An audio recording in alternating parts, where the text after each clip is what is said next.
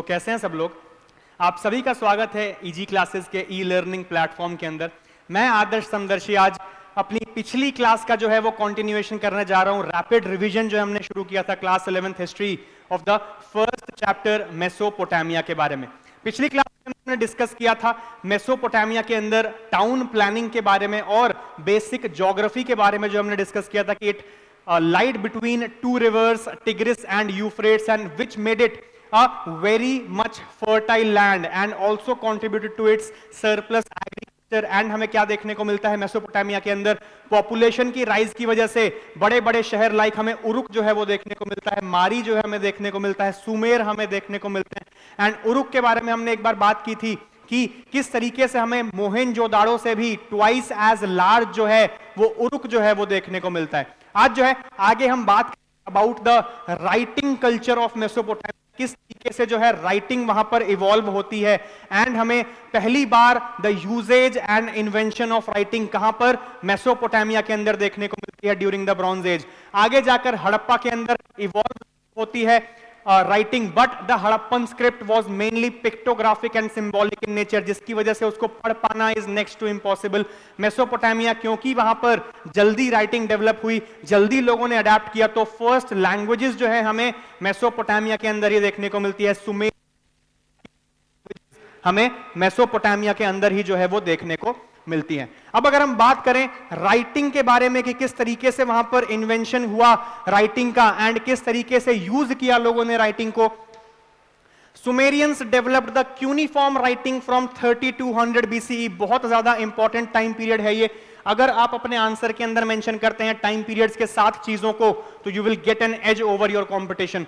Veg shape marks on clay tablets using a reed stylus. अब यहां पर बात करने वाली चीज ये है जो हमें ध्यान देना है कि what exactly is wedge shape marks. Wedge का मतलब होता है किन्हीं दो चीजों के बीच में फंसा हुआ या लिखा हुआ। अगर आप ध्यान से इस मेसोपोटामियन टैबलेट को देखेंगे, the thing on which the Mesopotamians wrote was nothing but a Mesopotamian tablet। mainly आपको क्यूबॉइडल शेप के अंदर देखने को मिलेगी या फिर कुछ इस तरीके से ओवलिश शेप के अंदर देखने को मिलेगी। इसके अंदर हमें क्या दिखता है?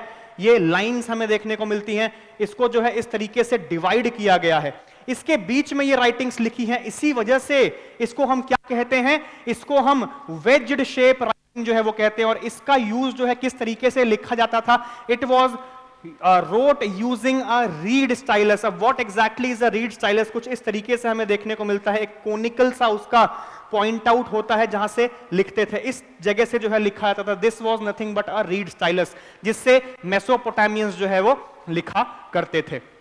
Language evolve from pictographic to symbolic and then literary marks of the Sumerian and Akkadian language. अब यहां पर शुरुआत के अंदर जैसा हमें हड़प्पा, जैसा हमें इजिप्ट के अंदर देखने को मिलता है कि पिक्टोग्राफिक स्क्रिप्ट्स थी, बट मेसोपोटामियंस ने आगे जाकर इसको इवॉल्व किया to symbols and then symbols के बाद हमें लैंग्वेजेस जो हैं वो देखने को मिलते हैं। इसके बाद पर्पसेस क्या थे राइटिंग के? सबसे पहला एडमिनिस्ट्रेटिव रिकॉर्ड्स हमें देखने को मिलते हैं, record of taxes, food rations and census जो है हमें देखने को मिलता है। इसके बाद इकोनॉमिक क्या क्या चीजें हमें देखने को मिली? ट्रेड एंड प्रॉपर्टी डॉक्यूमेंट, सबसे ज्यादा इंपॉर्टेंट। अब मेसोपोटामिया के अंदर हमें क्या देखने को मिलता है? जैसे जैसे हमें क्या देखने को मिला? पॉपुलेशन जो है वो इंक्रीज होती है, उसी तरीके से अब पॉपुलेशन के साथ साथ वहां मैनेजमेंट का वर्कलोड भी जो है वो बढ़ गया। सिर्फ और सिर्फ मुंह से बोली गई बातें ना किसी को याद रहती हैं, ना वो ठीक से इंप्लीमेंट होती है। लिखी हुई चीजें लोगों को याद भी रहती हैं एंड उसको इंप्लीमेंट करना भी जो है वो आसान हो जाता है। इस वजह से एडमिनिस्ट्रेटिव एंड इकोनॉमिक चीजों के अंदर हमें राइटिंग का जो है बहुत ज्यादा महत्व, बहुत ज्यादा इंपॉर्टेंस जो है वो देखने को मिलता है। इसके बाद लिटरेरी हमें देखने को मिलता है, जिस तरीके से इंडिया के अंदर वैदिक कल्चर के दौरान रामायण एंड महाभारत जैसे एपिक्स लिखे गए, मेसोपोटामिया के द एपिक ऑफ गिलगमेश जो है वो देखने को मिलता है। बहुत ज्यादा इंपॉर्टेंट एपिक था एपिक ऑफ गिलगमेश। इसके अलावा हिम्स एंड मिथ्स हमें देखने को मिलता है। जैसे इंडिया के अंदर श्लोक्स बहुत ज्यादा पॉपुलर थे इंडियन सब कॉन्टिनेंट के अंदर, उसी तरीके से यहां पर भी हमें हिम्स ऑफ और मिथ स्टोरीज जो है वो देखने को मिलती हैं। इसके अलावा लीगल कामों के अंदर भी लॉ मेकिंग हो गया, लाइक फॉर एग्जांपल किंग हामूराबी हमें देखने को मिलते हैं, जो कि अब आपका सेक्शन जो है हट चुका है क्लास 11th एनसीईआरटी से, बट किंग हामूराबी एंड उनका कोड ऑफ कंडक्ट बहुत ज्यादा इंपॉर्टेंट हमें देखने को मिलता है। और after the evolution of writing and the formation of Kings and governance हमें राइटिंग का जो है यूज और ज्यादा देखने को मिलता है लीगल कामों के अंदर भी। इसके अलावा कोर्ट डिसीजंस के अंदर, चाहे वो टेंपल्स हो या फिर किंग की अथॉरिटी हो, जो भी कोर्ट के डिसीजंस होंगे, जुडिशरी के डिसीजंस होंगे, वो जो है राइटिंग में ही दिए जाते थे मेसोपोटामियन सिविलाइजेशन के अंदर। तो ये जो है हमें यूजेज ऑफ राइटिंग जो है वो देखने को मिलता है। अगर क्वेश्चन आता है 4 मार्क्स का भी आपका कि list down the purposes of writing in Mesopotamia, ये 4 इंपॉर्टेंट पॉइंट्स जो है आप आसानी के साथ मेंशन कर देंगे, 4 के 4 नंबर जो है आपको इजीली जो है वो मिल जाएंगे हल्की फुल्की एक्सप्लेनेशंस के साथ। इसके बाद अगर हम आगे बढ़ें और बात करें about the social structure of Mesopotamia, यहां पर हमें क्या देखने को मिलता है? Society was hierarchical and patriarchal. Hierarchical का मतलब होता है कि एक के बाद एक हमें पावर का जो है, अगर हम ऊपर से नीचे जा रहे हैं तो सबसे ऊपर वाला सबसे पावरफुल एंड सबसे नीचे वाला सबसे कम पावरफुल, मतलब डिवीजन ऑफ पावर हमें जो है वो देखने को मिलती है ऊपर से नीचे या फिर नीचे से ऊपर। इसको हम हायरार्किकल ऑर्डर जो है वो कहते हैं। और पेट्रियार्कियल सोसाइटी का मतलब है कि most of the laws which were made in the Mesopotamian society were tilted towards the male gender. इसके बाद मेन सोशल क्लासेस कौन कौन सी थी? एलीट, जहां पे हमें किंग्स देखने को मिलते हैं, फाइटर्स या फिर नोबल्स देखने को मिलते हैं, मिनिस्टर्स देखने को मिलते हैं, प्रीस्ट देखने को मिलते हैं। इसके बाद फ्री कॉमनर्स हमें देखने को मिलते हैं एलीट के बाद। यहां पर ज्यादा हमें हायरार्की देखने को मिलती नहीं है, मेनली 3 क्लासेस थी। अब इसका एवोल्यूशन आगे जाके हमें रोमन एम्पायर के अंदर देखने को मिलेगा, जहां पर हम देखेंगे कि एक के बाद एक कई सारी क्लासेस का जो है वो हमें राइज देखने को मिलता है। एम्परर के बाद सेनेट, सेनेट के बाद एक्वीट्स, एक्वीट्स के बाद तब जाके हमें कॉमनर्स देखने को मिलते हैं, कॉमनर्स के नीचे फ्रीडमैन, देन हमें स्लेव्स देखने को मिलते हैं। तो वहां पर एक बड़ा ऑर्डर हमें देखने को मिलता है, काफी sophisticated and complex system Roman empire के अंदर। उतना कॉम्प्लेक्स यहां पर नहीं है, सिर्फ और सिर्फ 3 क्लासेस, एलीट, कॉमनर्स और स्लेव्स जो है हमें देखने को मिलते हैं। स्लेव्स कौन थे? वॉर कैप्टिव्स, डेब्ड स्लेव्स और बॉर्न इनटू स्लेवरी। अब विमेन की अगर हम बात करें, जैसा कि हम देख ही चुके हैं कि पेट्रियार्कियल सोसाइटी जो है हमें देखने को मिलती है, तो विमेन के पास ज्यादा राइट्स जो है हमें देखने को नहीं मिलते। Had fewer rights than men and some women served as priestesses और were involved in trade. But इनकी जो संख्या है वो बहुत कम देखने को मिलती है। And most of these women जो कि काम कर भी रही थी वो एलीट क्लास से हमें देखने को मिलती है। कॉमनर्स और स्लेव्स में जो विमेन का रोल है मोस्टली हमें ना के बराबर ही जो है वो देखने को मिलता है। इसके बाद marriage was controlled and regulated by the law. ये जो है हमें मेजर पॉइंट्स याद रखने हैं मेसोपोटामिया की सोशल स्ट्रक्चर के अंदर। रैपिड रिवीजन है इसीलिए मैं ज्यादा डिटेल के अंदर यहां पर जा नहीं रहा हूं। सोशल स्ट्रक्चर के ऊपर क्वेश्चन आता है तो आप इस तरीके से जो है अपना आंसर जो है वो स्ट्रक्चर कर सकते हैं कि अगर हम इसको रोमन एम्पायर से कंपेयर करें या फिर अगर हमें इसको द 3 ऑर्डर्स मेडिवियल यूरोप से कंपेयर करें तो सिंपल सा सिस्टम हमें देखने को मिलता है कि इजीली डिवीजन यहां पर हमें एलीट से लेकर स्लेव्स तक देखने को मिलता है, सिर्फ 3 क्लासेस।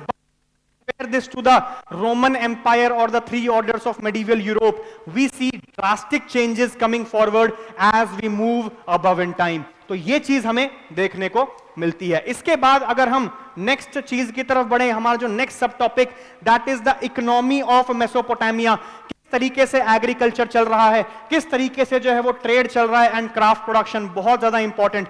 क्राफ्ट प्रोडक्शन आपको मेनली ब्रॉन्ज एज के अंदर सिमिलर ही देखने को मिलेगा। बीड मेकिंग हमें देखने को मिलेगी, टेराकोटा फिगरीन्स हमें देखने को मिलेंगी और कई जगहों पे हमें गोल्ड का इस्तेमाल भी जो है वो देखने को मिलता है, मेटल्स का इस्तेमाल। हालांकि कॉपर या फिर हम क्या कह सकते हैं कि मेन जो इस्तेमाल था वो कॉपर एंड ब्रॉन्ज का हमें इस टाइम पीरियड पे देखने को मिलता है। हड़प्पा के अंदर एज सच ज्यादा गोल्ड का इस्तेमाल नहीं था, बट इजिप्ट एंड मेसोपोटामिया में थोड़ा बहुत हमें गोल्ड का इस्तेमाल भी जो है वो देखने को मिलता है। एग्रीकल्चर की बात करें, Mesopotamia was dependent on canal based irrigation. Main crops were barley, dates and wheat and surplus food allowed urban growth. पहले ही जो हम बात कर चुके हैं, backbone of the society was the agriculture during the time period of the Mesopotamian civilization. Then trade की बात करें तो इंटरनल एंड एक्सटर्नल दोनों टाइप का ट्रेड हमें देखने को मिलता है। Internal trade was with in the cities of Mesopotamia like Uruk और सुमर के बीच में, उरुक और उर के बीच में निगाश के बीच में, बेबीलोनिया के बीच में, ये सब क्या हो गया हमारा इंटरनल ट्रेड। बट उरुक से लेके मोहेंजोदाड़ो तक का ट्रेड हो रहा है तो उसको हम क्या बोलेंगे, एक्सटर्नल ट्रेड जो है हम बोलेंगे। Local and long distance trade with regions like Indus valley, Egypt and Anatolia Turkey. Anatolia Turkey के अंदर ही आगे जाकर हमें ऑटोमन एम्पायर का जो है वो राइज देखने को मिलेगा during the medieval time period 1299 के अंदर, बहुत ज्यादा इंपॉर्टेंट है। इसके बाद इंपोर्ट्स की बात करें, timber, copper, tin, gold, silver and precious stones जो है हमें देखने को मिलते हैं।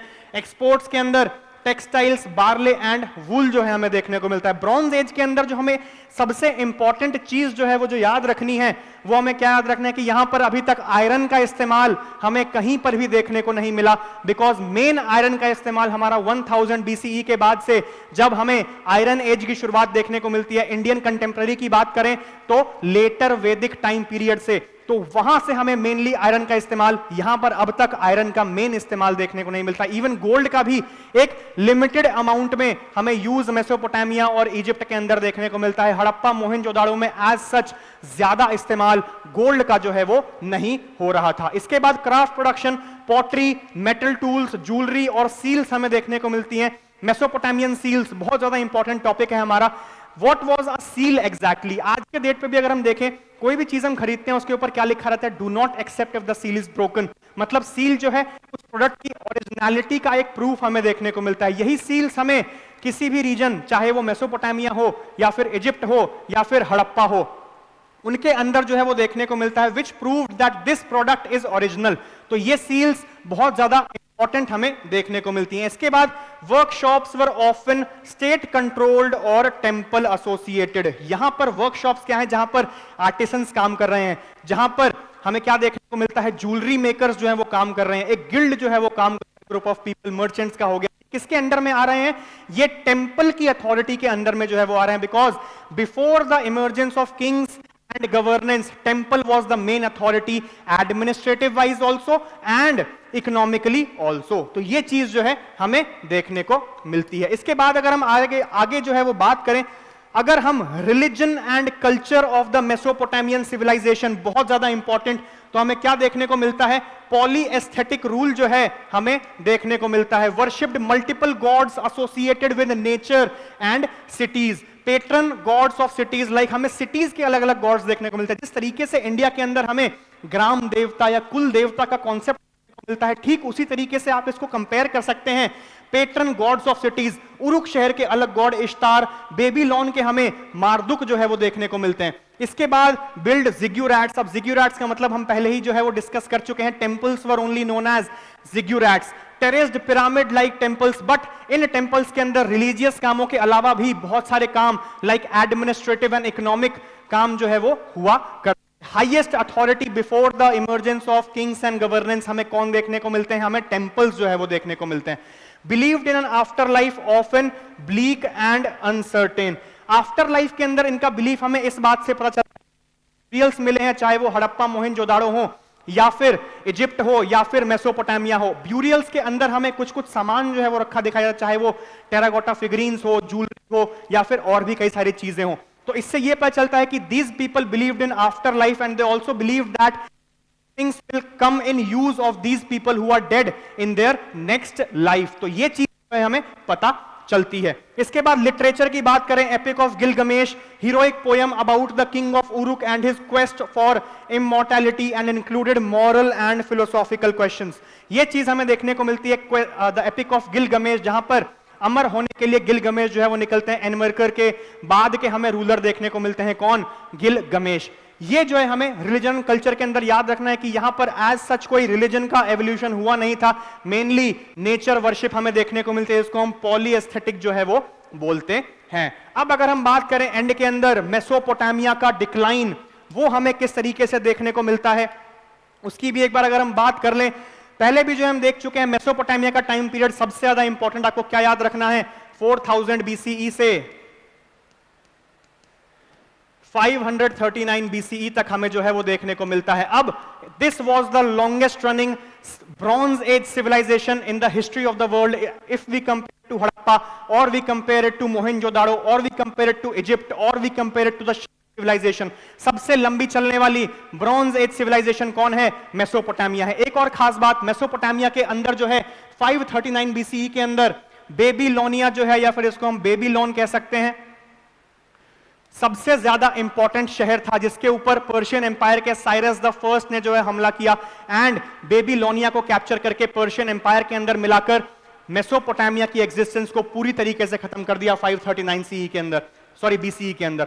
Over irrigation led to soil salinization, जिसकी वजह से बाकी शहर बेबीलोनिया के अलावा लाइक उरुक हो गया, उर हो गया, निगाश हो गए, ये सब जो है वो अबैंडन कर दिए जाते हैं। देन इसके बाद हमें क्या देखने को मिलता है? Nomadic invasions of the Persians also were there which helped in the acceleration of decline of Mesopotamia. Then shifting rivers and environmental degradation, and by 600 BCE Assyria and Babylonia lost prominence. एक point जो इसके अंदर missing है, जो मैं आपको कई बार जो है बता भी चुका हूं, 2 बार इससे पहले भी बताया, एंड जस्ट अभी साइरस द फर्स्ट 539 BCE के अंदर बेबीलोनिया के ऊपर जो है वो कैप्चर करते हैं एंड यहां से पूरी तरीके से क्या हो जाता है? मेसोपोटामिया का जो है वो अंत हो जाता है। तो आज की क्लास में जो है हम इतनी ही बात करेंगे। फर्स्ट चैप्टर का रैपिड रिवीजन यही समाप्त होता है। 2 क्लासेस के अंदर हमने खत्म किया, 15 मिनट पिछली क्लास के अंदर, अराउंड 15 मिनट यहां पर भी हो ही गए होंगे। जी हाँ, 15 के करीब मिनट यहां भी हो गए, मतलब आधे घंटे में हमने एक पूरे चैप्टर का एक रैपिड रिवीजन जो है वो कर लिया। बेसिक डेट्स जो है हमने देख ली कि कौन कौन सी हमें याद रखनी है।